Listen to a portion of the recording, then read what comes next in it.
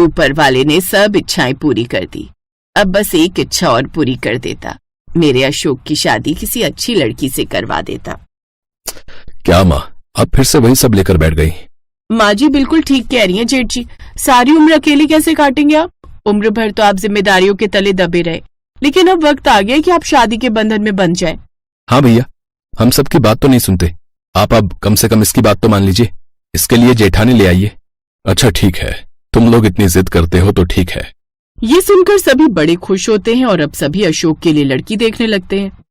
अशोक साधे स्वभाव का, मेहनती लेकिन बहुत साधारण दिखने वाला इंसान था।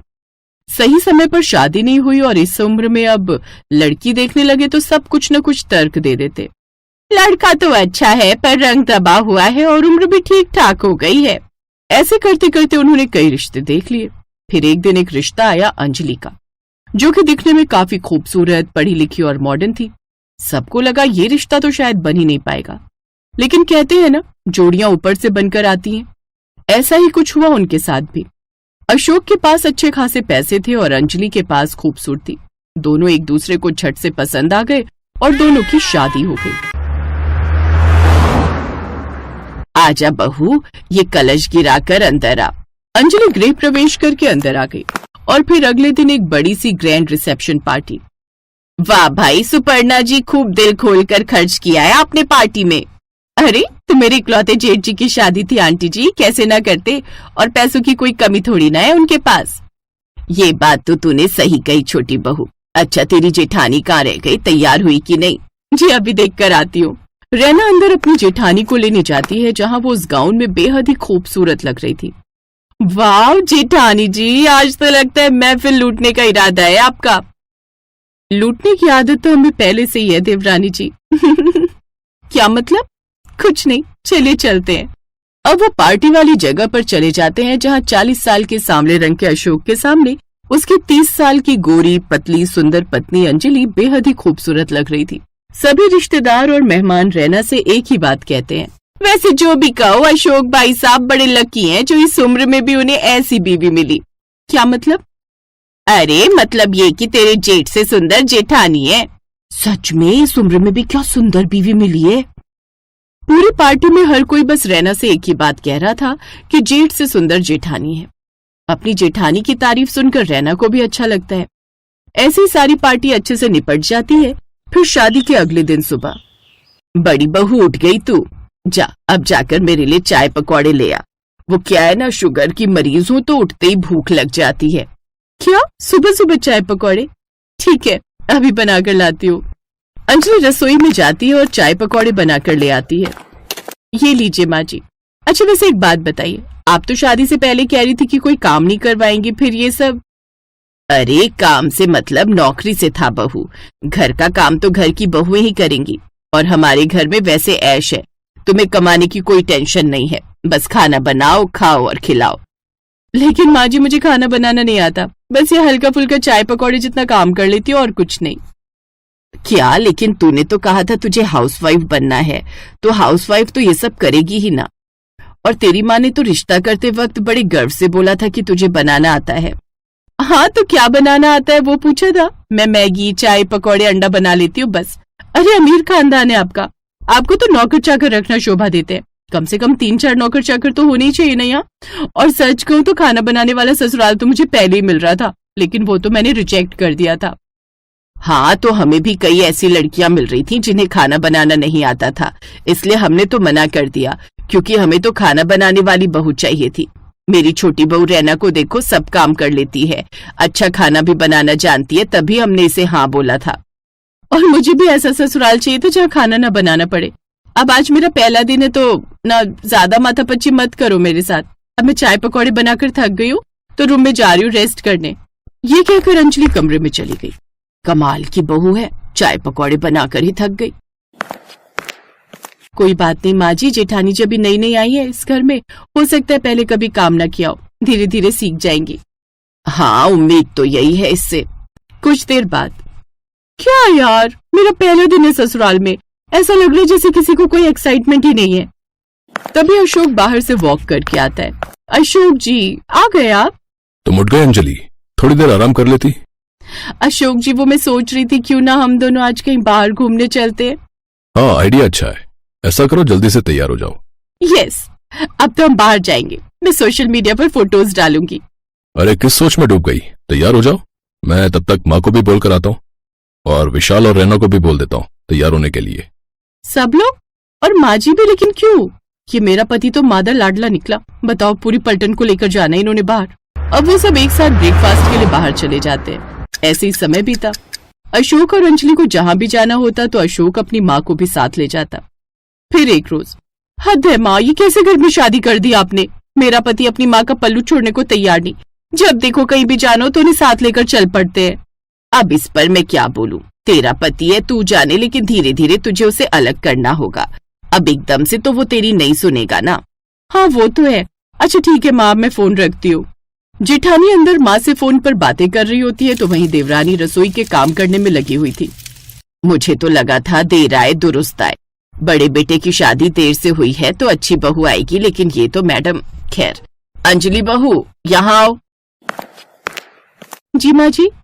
बहू, तुम्हें अचार बनाना आता है? नहीं माँ जी, मुझे उल्लू बनाना आता है। क्या मतलब? नहीं कुछ नहीं, मतलब मैं बाजार से खरीद कर लाती हूँ। अचार मैंने कभी बनाया नहीं, लेकिन सुना है देवरानी जी बहुत अच्छा अचार बना लेती हैं। इनको बोलिए ना, ये बना देंगे आपके लिए। अच्छा, अब मुझे किटी पार्टी में जाना, मैं तैयार होकर आती हूँ। कुछ देर बाद वो वेस्टर्न कपड़े पहनकर वहाँ आती है। ये क्या बहू, ये तूने किस बच्ची के कपड़े पहन लिए? माँ जी, ये मेरे कपड़े हैं, इसे मॉडर्न ड्रेस कहते हैं। तभी अशोक भी वहाँ आ जाता है। मुझे नहीं पता था आप लोग इतने पुराने विचारों के लोग हैं। और अशोक जी, आजकल तो हर कोई ऐसे कपड़े पहनते हैं। पहनते होंगे, लेकिन मुझे पसंद नहीं, इसलिए अगर किटी पार्टी में जाना तो बदल कर जाओ। अशोक के कहने पर वो कपड़े बदल लेती है, लेकिन इन सब से वो उदास हो जाती है। जेठानी जी, आप जेठ जी की बातों का बुरा मत मानिएगा। उन्हें ये सब पसंद नहीं, इसीलिए उन्होंने मना किया। सच कहूँ तो उन्हें तो किटी पार्टी में औरतों का जाना भी पसंद नहीं, लेकिन आपका मन ना टूटे इसलिए उन्होंने हाँ कर दी। जेठ जी को थोड़ा टाइम दीजिए, वो सब चीज अपना लेंगे। फिर अगले दिन। अंजलि, अंजलि, देखो मैं तुम्हारे लिए क्या लाया हूँ। Jeans top? हाँ अंजलि, मैं जानता हूँ कि थोड़े पुराने विचारों का साधारण इंसान हूँ। तुम्हें कल वो शॉर्ट ड्रेस नहीं पहनने दी, इसका मतलब ये नहीं कि मैं वेस्टर्न कपड़ों के खिलाफ हूँ। वेस्टर्न कपड़े पहनो, उन्हें पहनने में कोई बुराई नहीं, लेकिन एक दायरे में रहकर पहनो। हम सोसाइटी के बीच रहते हैं, कल को कोई मेरी बीवी को कुछ उल्टा सीधा कहे तो मुझे अच्छा लगेगा क्या? अपने पति के मुंह से ये सब बातें सुनकर अंजलि को बड़ा अच्छा लगता है।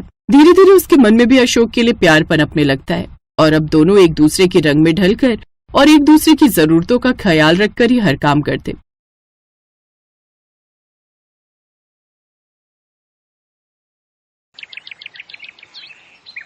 सावित्री देवी हाथ में स्वागत की थाली लिए अपनी दोनों बहुओं का स्वागत करती हैं। अब मेरी दोनों बहुओं, जल्दी से इस कलश को पैर से गिराकर अंदर आ जाओ। क्या माँ जी, एक कमरे का घर? आपको पता नहीं है मैं कितने अमीर घर से हूँ और मेरे माँ बाप ने कितना दहेज दिया है।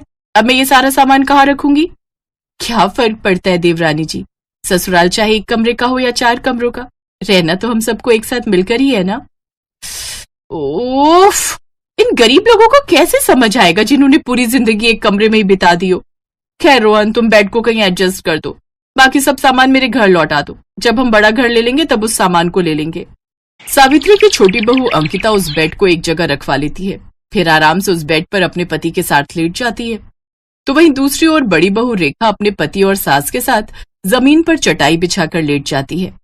विनोद जी, माफ करना, मेरा परिवार इतना अमीर नहीं था कि कुछ दे पाए। तो मैं कौन सा अमीर हूँ रेखा, और मुझे सब कुछ अपनी मेहनत से कमाना है, ना कि ससुराल वालों से कुछ लेना है। उन दोनों की बात बेड पर सो रहे अंकिता और रोहन सुन लेते हैं। अंकिता मुंह बनाते हुए कहती है, हा आए बड़े हमें सुनाने वाले। भूलो मत जेठ जी कि आप बेरोजगार हो, इसलिए बड़े होकर भी जमीन पर सो रहे हो। अरे छोटी बहू, तू क्यों गुस्सा होती है, वो तो बस ऐसे ही बोल रहा था। रहने दो माँ, मैं सब जानता हूँ भैया का क्या मतलब था। ऐसे ही कुछ दिन बीत जाते हैं। अब जहाँ देवर और देवरानी बिस्तर पर सोते तो वहीं जेठ और जेठानी नीचे जमीन पर चटाई लगाकर सोते हैं। कुछ दिनों बाद बरसात का मौसम शुरू हो जाता है और उनकी छत टपकना शुरू हो जाती है। उफ, ये सब आखिर क्या है रौनक, तुम्हारे घर की छत टपक रही है। बहू, तुझे बताया था ना मैंने, हमारा घर बहुत पुराना है, इसलिए अक्सर बरसात में ये ऐसे ही टपकती रहती है। माँ जी, मेरी तरफ की चटाई भी गीली हो गई, ऐसे में ठीक से सो नहीं पाएंगे। बहू, तू मेरी तरफ आकर सो जा, इस तरफ सूखा है। वाह माँ जी, अपनी गरीब बहू पर बड़ा प्यार आ रहा है और अमीर बहू से इतनी नफरत, जबकि हम सब एक ही कमरे में रहते हैं, फिर भी इतनी नफरत। तुम बेड पर सोई हो इसलिए कह रही हूँ इसे छोटी बहू। ठीक है, सुनो जी, कल सुबह होते ही तुम अपनी तरफ की छत और दीवार पक्की करवा लेना। जैसे तैसे वो लोग सो जाते हैं, लेकिन अगली सुबह अंकिता अपनी तरफ की दीवार और छत ठीक करवा लेती है, साथ ही उसमें रंग भी करवा देती है।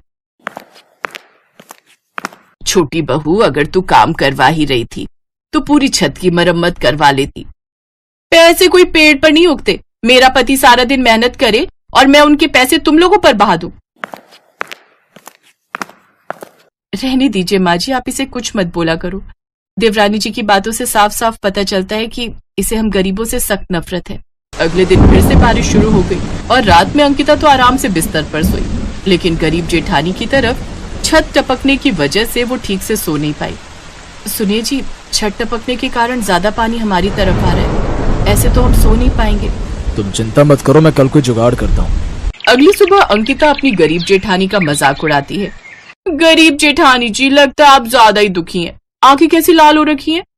लगता है सारी रात सो नहीं पाई। वैसे कल रात मैं भी ठीक से सो नहीं पाई। वो क्या है ना, गर्मी ज्यादा लग रही थी। खैर कोई नहीं, मुझे तो एक फोन घुमाना है, फिर मेरे माँ बाप एक इशारे पर मेरे लिए एसी भिजवा देंगे। अंकिता ऐसा ही करती है। अपनी माँ से फोन करके वो अपने घर पर एसी लगवा लेती है, लेकिन एक ही कमरे में एसी लगने की वजह से उसकी हवा सभी को मिल रही थी, यहाँ तक कि उस गरीब जेठानी को भी। और ये बात अंकिता को हजम नहीं होती। एसी मैंने अपने लिए लगवाया रौनक, ना कि उस गरीब जेठानी के लिए। वो मुफ्त में ही हवा खा रही है। तो तुम बताओ डार्लिंग, तुम क्या चाहती हो? कुछ पर्दे ले आओ और उसे कमरे के बीच में लगा दो, ताकि एसी की हवा उस तरफ ना जा पाए। अंकिता अपनी गरीब जेठानी से इस हद तक नफरत करती थी कि वो उसे एसी की हवा भी लगने देना नहीं चाहती थी। गरीब बहू सारा दिन काम करती, लेकिन फिर रात को वो गर्मी या बारिश की वजह से ठीक से सो नहीं पाती। रौनक, तुम आज ही जाकर मिस्त्री पकड़ कर ले आओ, मैं अपनी तरफ का हिस्सा ऊंचा करवा लूंगी। इस गरीब की वजह से हमें भी ये पानी की किचकिच झेलना पड़ता है, और फिर बारिश का गंदा पानी मेरी तरफ जमा हो जाता है। बहू, किसी गरीब को इतना सताना भी ठीक नहीं है। आप तो चुप ही रहिए माँ जी। अच्छा रौनक, आज ना मेरा समोसे खाने का बड़ा मन कर रहा है, तुम बाहर से हम दोनों के लिए ले आओ ना। हाँ, मैं अभी ले आता हूँ। फिर शाम को तेज बारिश होती है, जिससे घर में पानी भर जाता है। उधर चूल्हा गीला होने के कारण गरीब बहू खाना नहीं बना पाती और उन तीनों को भूखा ही सोना पड़ता है। ये देख देवरानी कहती है, गरीब लोगों के साथ ऐसा ही होता है। अब बस भी कर छोटी बहू, तू अमीर है इसका मतलब ये नहीं हमारी बार बार बेइज्जती करेगी। ऐसे ही दिन बीतते हैं। एक रोज रौनक ऑफिस से घर लौट रहा था तो गड्ढे में उसका पैर फंस जाता है, जिस वजह से उसके पैर में काफी चोट आ जाती है और अब वो बिस्तर पकड़ लेता है और अब वो नौकरी पर भी नहीं जा पाता। अंकिता को पैसों की कमी होने लगती है और वो अपनी माँ को फोन करके हेल्प मांगती है। माँ देख लो, अगर कुछ हेल्प हो जाए। बेटी, मैंने तो तुझे पहले ही उस गरीब से शादी करने के लिए मना किया था, लेकिन तू ही नहीं मानी। लेकिन इन सब के बावजूद भी हमने तेरी बहुत मदद की, लेकिन अब और नहीं कर सकते। तेरे पापा को काम में बहुत बड़ा नुकसान हुआ है, जिस वजह से अब कंपनी बंद होने की कगार पर है। लेकिन माँ, इस वक्त मुझे आपकी जरूरत है, इनकी नौकरी चली गई है।